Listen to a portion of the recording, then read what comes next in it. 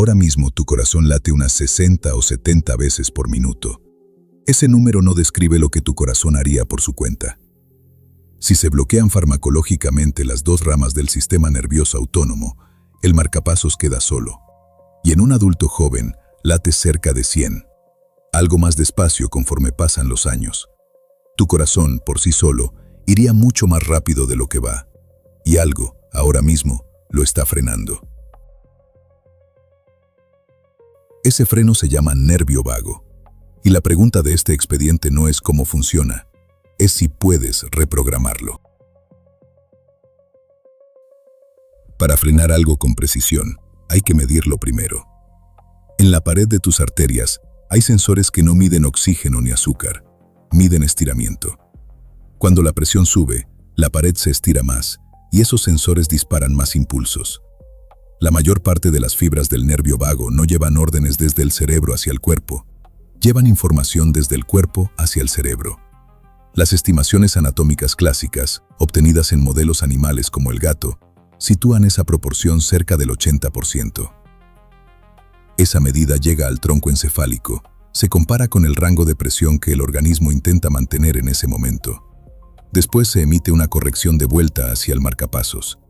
Es el barorreflejo y funciona en las dos direcciones. Cuando te pones de pie, medio litro de sangre cae hacia tus piernas y la presión en tu cabeza debería desplomarse. No lo hace, porque el bucle hace justo lo contrario de lo que esperarías. Suelta el freno vagal y ordena a los vasos que se estrechen. Corregir no es frenar, es ajustar en la dirección que haga falta. Hay un segundo circuito con una arquitectura parecida, midiendo algo distinto. En el año 2000 se publicó en Nature que estimular el nervio vago reduce la respuesta inflamatoria sistémica por una vía que pasa por el vaso. ¿Cuánto se parece realmente ese circuito al del corazón? ¿Y cuánto de ello opera en una persona sana en su vida normal? No lo sabemos. Con la evidencia actual no podemos ir más lejos. Tu corazón tiene dos mandos, un acelerador y un freno. El acelerador trabaja con noradrenalina. Tarda segundos en actuar y bastante más en apagarse. El freno trabaja con acetilcolina, que se destruye casi al instante en cuanto se libera. El freno puede modificar un único latido. El siguiente, ya no. Esa asimetría permite un control fino y explica algo observable ahora mismo sin ningún aparato. Cuando inspiras, tu corazón se acelera un poco. Cuando expiras, se frena. Arritmia sinusal respiratoria. Es la puerta por la que vamos a intentar entrar. Si el freno corrige latido a latido, la distancia entre un latido y el siguiente nunca es idéntica. Esa diferencia de milisegundos se mide y se llama variabilidad de la frecuencia cardíaca. No es una puntuación de salud, es un indicador indirecto de cuánta capacidad de corrección le queda disponible al sistema. Hay una medida más directa, la sensibilidad barorrefleja. ¿Cuántos milisegundos alarga el corazón su latido por cada milímetro de mercurio que sube la presión? En 1998, The Lancet publicó el seguimiento de 1.284 pacientes que habían sobrevivido a un infarto. Los valores bajos predijeron la mortalidad cardíaca con independencia de lo bien que bombeara el corazón. Conviene precisar, porque es donde casi todo el mundo se equivoca, eso se midió en personas que habían sufrido un infarto. Sobre tu variabilidad de esta mañana no dice nada. Falla en dos direcciones opuestas. Por defecto, en la neuropatía autonómica de la diabetes de larga evolución, las fibras se dañan, el corazón queda en reposo a un ritmo anormalmente alto y la variabilidad casi desaparece. Por exceso, el desmayo común es una activación vagal desproporcionada. El freno se aplica a fondo, los vasos se dilatan y el cerebro se queda sin presión unos segundos. El mismo sistema que te mantiene consciente puede dejarte inconsciente haciendo exactamente aquello para lo que existe. Antes de preguntar si puedes mover este sistema, conviene saber quién lo construyó. Una de sus ramas controla la laringe, tus cuerdas vocales, tu voz. La laringe está en el cuello, a pocos centímetros del tronco encefálico. El nervio que la controla no va hacia ella. Baja al tórax, rodea la arteria principal que sale del corazón y vuelve a subir. Nervio laríngeo recurrente. Ese rodeo no cumple ninguna función. En los peces va directo a la zona branquial. No hay rodeo porque no hay cuello. Al alargarse el cuello en los vertebrados terrestres, el nervio quedó atrapado bajo el vaso y se estiró con él. Nunca se reorganizó, porque la evolución no puede rehacer un plano, solo modificar lo que ya está construido. En una jirafa, ese rodeo supera los 4 metros para cubrir 30 centímetros. Y ese rodeo todavía tiene un coste. Es el nervio que más cuidado exige al operar la tiroides, porque lesionarlo cambia la voz de forma permanente. Y ahí está la respuesta parcial a nuestra pregunta. Heredaste este sistema en lugar de elegirlo. Sus parámetros no los fijó nadie, y por tanto nadie los tiene a mano para volver a fijarlos.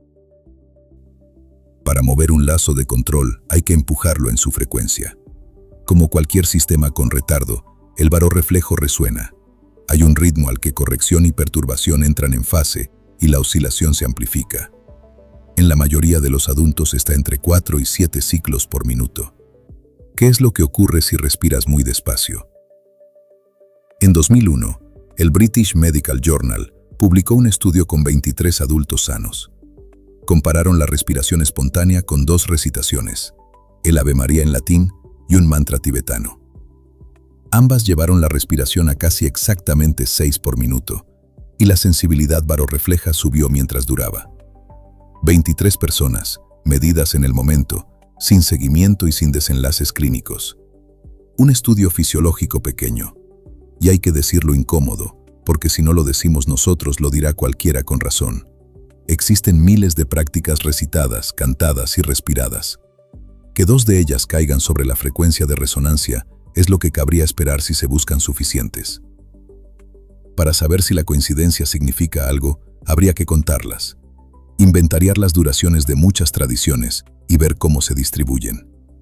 Nosotros no hemos encontrado ese inventario y tampoco hemos revisado a fondo la literatura de etnomusicología.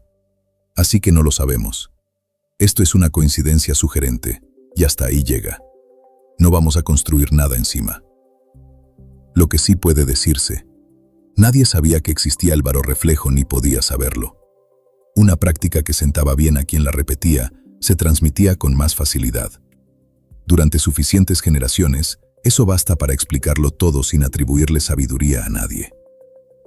Eso es lo que significa ancestral en este laboratorio. Una condición de referencia con la que comparar, y hasta ahí. Llegamos a la pregunta: ¿puedes empujar este sistema? La cuestión es si puedes moverlo de sitio. Lo agudo está fuera de discusión. Respirar despacio aumenta la variabilidad y la sensibilidad barorrefleja mientras respiras despacio. Replicado muchas veces. Lo duradero exige un criterio, y el criterio hay que fijarlo antes de mirar los datos y aplicarlo a todos los candidatos por igual. El nuestro. Ensayos aleatorizados. En adultos sanos. Midiendo el sistema en reposo y fuera de la sesión, a 8 semanas o más, contra control activo y con evaluador cegado. Primer candidato. El biofeedback de variabilidad cardíaca y la respiración pautada. Aquí hay literatura, y bastante. Un metaanálisis de 2017 sobre 24 estudios encontró efectos considerables sobre estrés y ansiedad autoinformados. Una revisión de 2020 sobre 58 ensayos encontró efectos de pequeños a moderados. Y un metaanálisis reciente encontró un efecto medio sobre la propia variabilidad cardíaca, con heterogeneidad alta. Casi todo eso mide síntomas, no el sistema. Y lo que mide el sistema no lo hace en adultos sanos, en reposo, fuera de sesión, a 8 semanas y con evaluador cegado. No cumple el criterio. Segundo candidato, el ejercicio físico. Un metaanálisis de 2024 en adultos sanos encontró aumentos de los índices vagales en reposo, con tamaños de efecto moderados, pocos ensayos y heterogeneidad muy alta. Y un metaanálisis anterior concluyó que la bradicardia del entrenamiento tampoco se explica solo por el vago. Hay adaptaciones estructurales del corazón que bajan el ritmo por su cuenta. Está más cerca. Tampoco cumple el criterio. Buscamos ensayos que lo cumplieran para cualquiera de los dos. No los encontramos. La primera fue una búsqueda dirigida, no una revisión sistemática. Publicamos las bases, la cadena de búsqueda y la fecha junto al episodio, para que cualquiera pueda repetirla o corregirla. La segunda, no haber encontrado ensayos no es lo mismo que haber demostrado que no hay efecto. Es una zona mal explorada, no una zona explorada y vacía. Así que la respuesta de este expediente no es cuál de los dos gana. Es que el experimento que resolvería la pregunta no se ha hecho. Hay dos candidatos con apoyo parcial, ninguno medido como haría falta, y una pregunta que lleva décadas planteada sin que nadie la haya cerrado. Y hay una razón mecánica por la que probablemente nunca lo mandes del todo. Y ya la has visto. Este bucle corrige en menos de un segundo. Ninguna decisión consciente opera a esa velocidad, latido tras latido, durante 80 años. Un sistema que esperara tu permiso llegaría tarde siempre. Si has buscado información sobre el nervio vago, habrás encontrado un marco concreto: la teoría polivagal. La propuso Stephen Porges a mediados de los 90. Ha tenido una influencia enorme en la psicoterapia del trauma y lleva casi 20 años recibiendo crítica científica sostenida. En 2023, Paul Grossman publicó una revisión concluyendo que las 5 premisas fisiológicas del marco eran insostenibles. En febrero de 2026, la amplió junto a 38 firmantes. Porges respondió en el mismo número, sosteniendo que la crítica evalúa una versión simplificada de su modelo. El debate sigue abierto. Por eso este episodio no está construido sobre él. Nada de lo que has visto depende de que esa teoría sea correcta.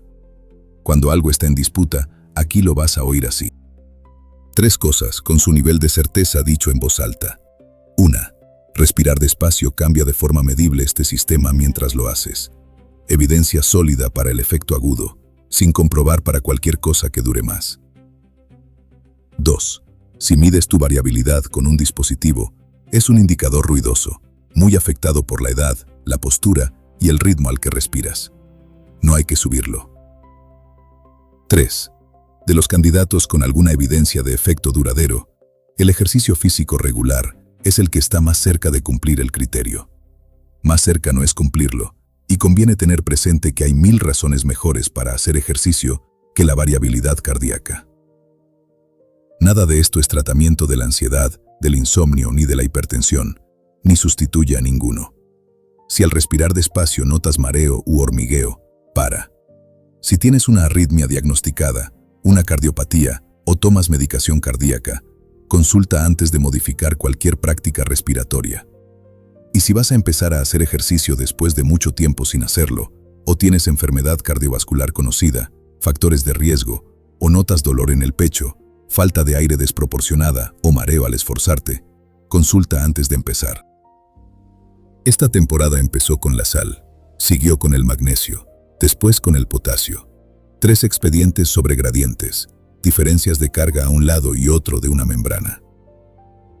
El impulso que frena tu corazón viaja sobre ese mismo desequilibrio de sodio y potasio. Todo lo que has visto esta temporada pasa por aquí. El falsador de este episodio, el protocolo de búsqueda. Todas las afirmaciones con su nivel de evidencia y la bibliografía están en el documento público enlazado abajo. Si encuentras un error, escríbelo. Lo corregimos, lo fechamos y lo leemos en voz alta. Tu cuerpo se calibró en un mundo que ya no existe. Otra disponibilidad de alimento, otro esfuerzo. Oscuridad real por la noche. Ese mundo desapareció en un siglo. Tu fisiología no. Aquí no venimos a decirte que ellos tenían razón. Venimos a medir la distancia entre un sistema y el entorno que lo formó. Y a decirte con honestidad cuándo esa distancia importa y cuándo no. Bienvenido al laboratorio.